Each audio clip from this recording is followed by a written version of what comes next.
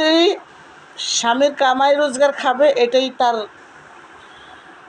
হালাল রোজগার।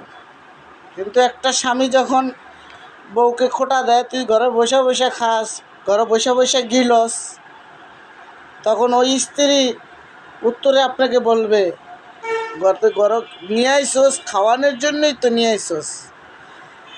আপনার হালাল রোজগারের পয়সা আপনার বউ খাবে, এটাই হচ্ছে দুনিয়ার নিয়ম। আর আপনার হালাল রোজগার আল্লাহ তাআলাই আপনাকে লাইন করে দিছে তাকে খাওয়ানোর।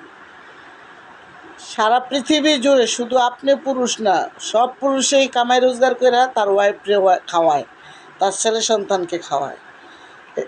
আর একটা ওয়াইফের প্রাপ্য অধিকার, সম্পূর্ণ অধিকার তার আছে, এটা তার অধিকার এবং আল্লাহর তরফ থেকে এটা নেয়ামতের একটা কাজ।